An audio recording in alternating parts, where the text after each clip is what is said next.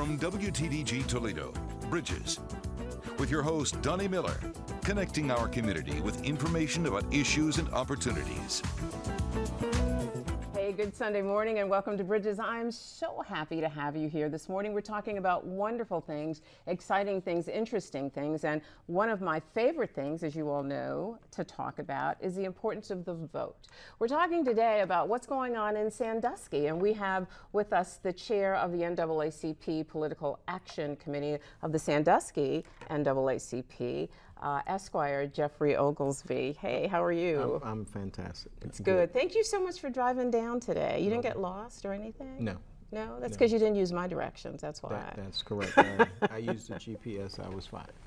Good, good. So you guys, the NAACP and Sandusky are doing lots and lots of things around this very important election. Well, I think that most of the chapters are, and I would hope that we were consistent with other chapters, but we do quite a bit in the city of Sandusky to get the vote out and to make sure that the social justice in our area is taken care of. Why did you tell people that this is an important election season? Well, everyone is, and so thank you. Great answer. Yeah, we always get the vote out.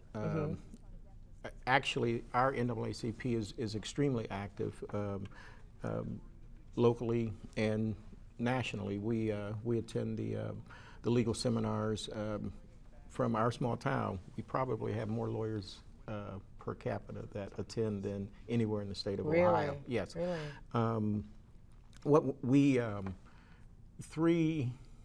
We have three city commissioners who are former board members of our local branch, and there's only 7 city commissioners, and we are very, very active in getting people out. And you know, I think that over the years, though, the whole idea of what it has cost this country to allow everyone the opportunity to vote has been diminished an awful lot. Are you all reminding people? We are, because there's so many falsehoods that go out about, if you've been convicted of a felony, you can't vote, or. Yeah, we talked about that a bit last week. You certainly can if you're off papers. No, you can vote if you're a convicted felon, period. It has nothing to do with being on probation or papers or parole. No, absolutely not. Okay, I gave you some wrong information last week. I thought it had to do with being off papers. No. There's no check. If you're out of jail and you are registered, you can vote. So actually, even if you're in jail, you can vote absentee if you want. It has to do with being incarcerated. That's the problem. So, but you still can be registered to vote and go from there. So. Okay. Yes. All right, and you all are pushing that information out to people. Yes, and sometimes we get the misinformation that people think for some reason or another they can't vote if they don't have a state ID or other things such as that. There are a lot of things that you can use to vote. Utility bills, you can use anything from the government that has your name and address on it. Your utility bill doesn't have to be current. Okay. Oh, okay. Anything that has your name on it. And even if you don't have proper ID, you can still give your 4 digits of your social security number and put in a provisional ballot. So what we have to understand is that people have fought and died for the right to vote. Absolutely. And we shouldn't just give it away. The concept that there's voter fraud and things of that nature have been not founded by the courts. I think like maybe 1 in 2.3 million, there may be something.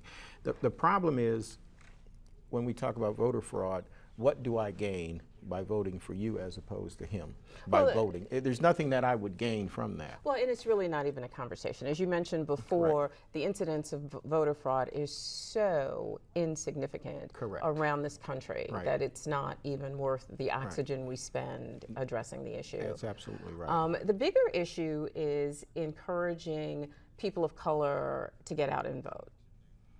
Well, it's the fabric of our elected officials is so important that a lot of times we just take it for granted. The elected officials have to do with the judicial system, the legislature, the executive branch, and we need to be a part of that because there are so many things that we will be on the outside of if we don't.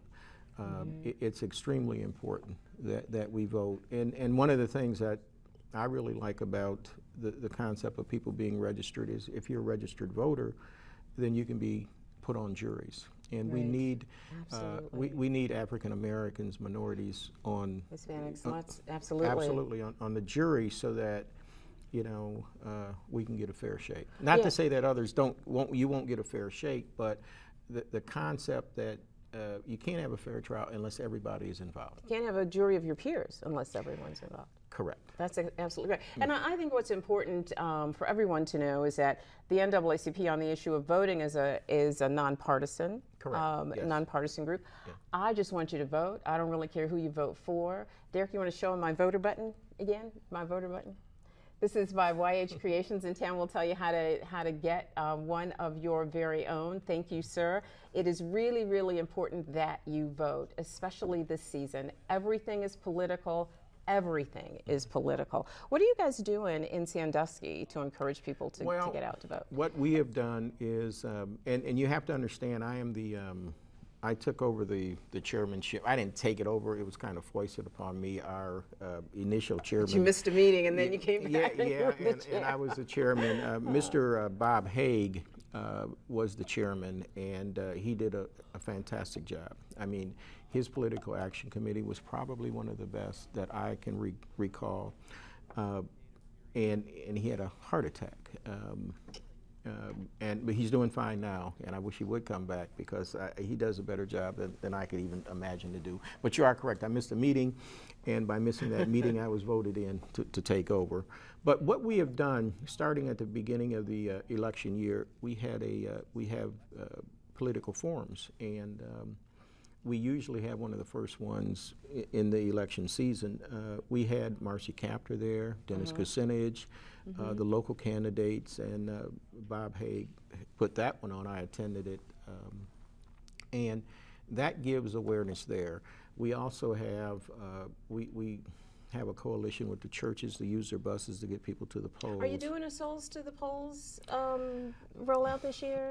I'm not completely handling that, but what we're doing is we're doing what we've always done and basically get them out, and people who need rides to the polls, we get them.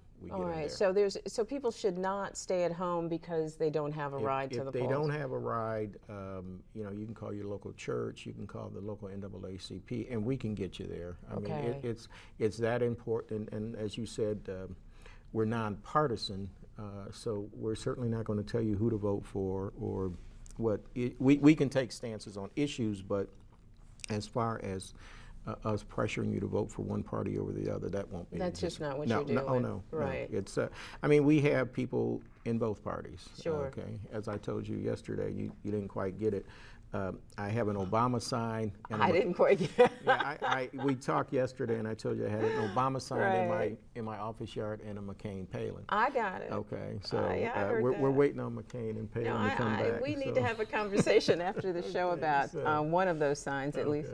So, but it really is important to understand that this is a nonpartisan. Correct. Nonpartisan. The NAACP is nonpartisan, and we deal with social justice, not too much to do with social services, but social justice, and that is extremely critical. Jobs, the court system, legislative rights. Some of the seminars that we go to, we've had congressmen that will attend the seminar and speak.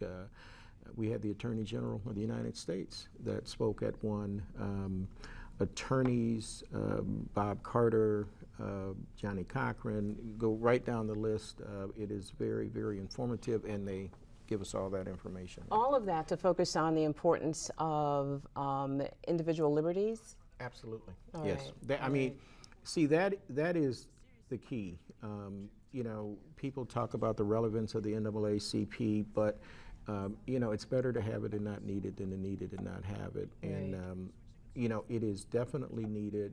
We need as many people to join as possible.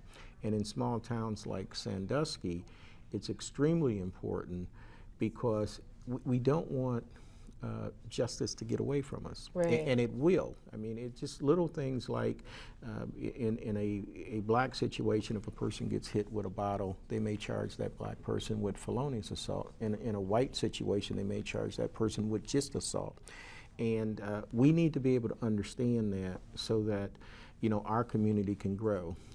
You can't have a community with a bunch of felons in it because it takes away from the job market and things of that nature. So our community has a stake in justice, and a lot of times we are the ones that are used to show that certain people can be tough on crime, and it's really unfair.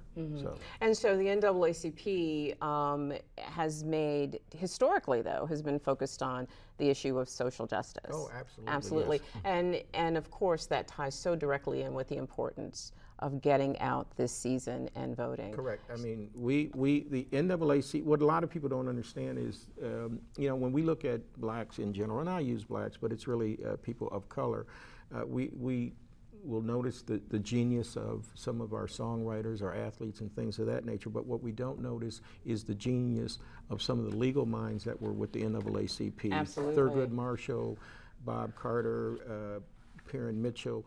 You have people that have done some things that have directly impacted the rights of everybody. The utilization of the 14th and 5th Amendment to take federal actions through state courts has helped everybody with their rights in court, and that was pioneered by the NAACP legal teams in the 60s and 50s. I mean, these guys were just sheer smart, and they did. So I'm sorry to interrupt, but in the few seconds we have left, if people are interested in finding out more about your committee, the Social Action Committee, if they're interested in finding out more about rides to the polls or how they can become involved in the NAACP, should they just call the NAACP They can main call number? the NAACP, or they can call my law office. I mean, Okay. it's either one, and we'll see to it that you get to the polls, that you have everything you need to make sure that you vote, and if you are somehow stopped from voting, let us know. That you will be, you want to know about that too, if they're somehow stopped. Yeah, oh, about absolutely, being without voted. question. Okay, we're going to give you both those numbers before this show is over today. I would like to thank you so much for being here this morning, No for problem. driving down to hang out with us. Thank you so much. I love Toledo. Do it's ya? like my fifth best city. Your in the fifth state. best city in the All right, it's time to let you go. Okay. Okay, we are going to go away, but we'll be right back with Tara K. Johnson. Stick around.